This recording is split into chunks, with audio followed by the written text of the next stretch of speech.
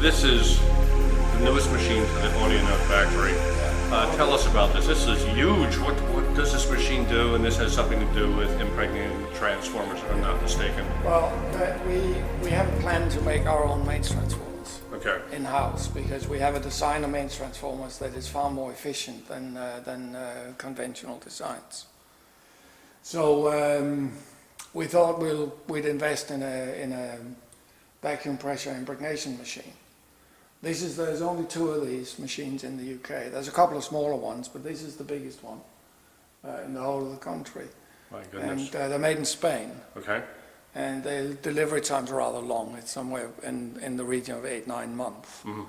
So we thought, well, we'll order it, pay the deposit, and then we'll start hiring some people for the transformer department, because we haven't got enough people there to make the mains transformers. Lo and behold, the machine turns up 9 months later, and we thought we'd find 4, maybe 5 people for the transformer department. We found 1. So I've now got this wonderful machine sitting here doing very, very little indeed. I mean, it's like a lot of other things we do, is we take a very long view. Mm-hmm. And unless you take a long view, you can't make investment. I mean, I think the biggest problem with modern business is that the management generally takes a very short view. And a very short view does not create products that have any longevity. Basically what they do is, it makes you focus on the wrong things. Short term, bottom line, stock price, and the longer term is basically pretty much ignored. Well, this is an investment in the future for Oh, Audio it Note. is. I mean, but at the moment when we get mains transformers in from subcontractors, of which we have a couple, we vacuum pressure impregnate them in this machine.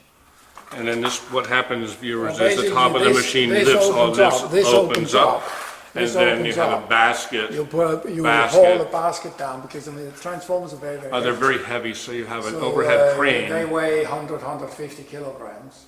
So we have a very strong basket that basically lowers them down to the right point here. Yep, very on the crane. Close the lid, and then the operator will start the process. Depending on the size of the transformer, the time that you pull the vacuum out and put the pressure back in is different. And it took us a little while to work out exactly how long it takes to do it properly. Mm-hmm. But what it does is it makes the transformers completely impervious to environment. Mm-hmm. It also reduces vibration and noise from the transformer, which is very important in an audio circuit, apart from the fact it's irritating to sit there and listen to a bloody transformer that makes a lot of noise. I have heard that in some audio components for transformers. I mean, some of ours have. Well, I mean, we do our best to keep it down, but if you have bad mains, for example, it's quite easy to get noise. So here you are, the wonderful machine sitting there. The big thing over there is the compressor that basically feeds the pressure. Wow. Look at the size of the compressor. And then you got my brand new machine for putting tires on my cars. Which takes us to another subject. So Peter, you do enjoy cars. So I do too, and I've adopted the brand, my new brand, and I've always been a car aficionado, and I've had BMWs and Porsches, but I've adopted Mercedes-Benz, and I understand that you're a Mercedes-Benz expert. I mean, so let's talk. I wouldn't expert is probably an excessive description. I mean, I'm fairly knowledgeable as I am about a lot of things, but I think. When you look at the engineering of cars, it really peaked around 1995, I would say. There are very, very few cars made after 98 that, in my opinion, are even remotely reasonably engineered. Mm-hmm. And it doesn't matter what you look at. You can look at a Porsche, you can look at a Mercedes, you can look at a BMW. I think mechanically they're badly engineered. Mm-hmm. And what's happening is that they're basically swapping cheap electronics for expensive mechanical things. Yeah, I And, agree with that, and if I could just add to that, I think that in audio, what you've done with Audio Note is the same thing, is that years and years ago, we had a classic time for audio equipment. We had transformers that were properly made. You can give us a little bit more in-depth about the Mercedes and how that parallels with what you do with Audio Note. Here we go. I like things that are properly made. And when I say properly, I mean without too much of an eye on cost.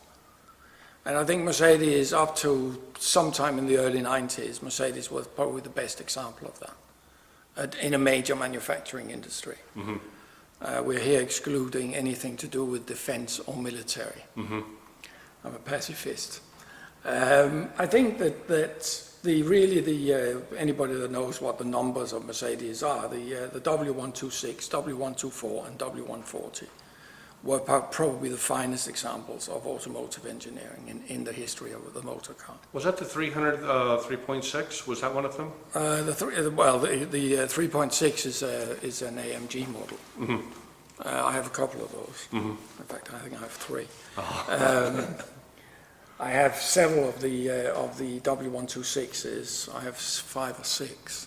Let's take a look at some of them here. There's one there. That's a 5.6 liter supercharged Koenig Special 560 SEC. That's an exceptional vehicle. This is one of the most fun cars to drive. I had that on the motorway in Germany, and we were touching, in fact my daughter was driving it, and we were touching 300 kilometers an hour, which is, well, it's legal in Germany. You'd be scalped here if you did that. I mean, how many cars, or how many, modern cars, there are modern cars that'll do 300 plus.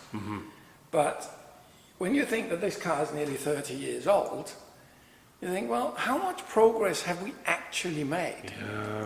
Yeah. If you do a bit of jiggery-pokery to the electronics of that engine, you can probably get it up, and you'd have to change the gearing because it's too low geared.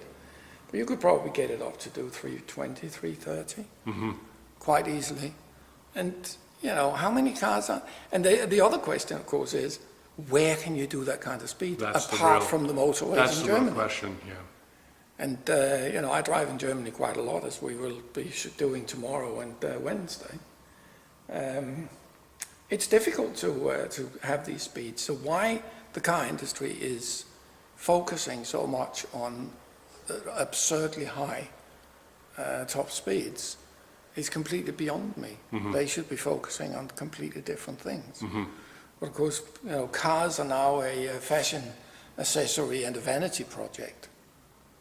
And these cars were not. These cars were built for transportation and having fun.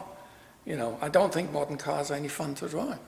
Well, They've got too many driver aids. The seats are a big crap. well, here we are, and this is the equal to Jay Leno's garage for Mercedes-Benz, the Peter Qvortrup garage for Mercedes-Benz.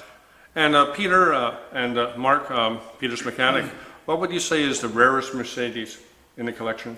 Probably the one you're looking at there. Definitely say As that. far as we're aware, there's only one of them. Koenig only has one registered, which was both done by AMG and by Koenig at the time. And this is a very early car as well. It's a 1990, which is quite right. Yeah.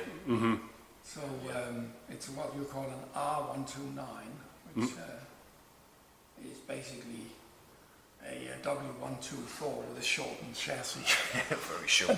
It does look And the awful 6 short. litre Without a V8. doubt. So you just said that there was another one, and it Well, doesn't just be apparently as someone there was- killed themselves with it. Yeah, there was very few made, but looking back on the history of them, everybody that actually had one is now deceased.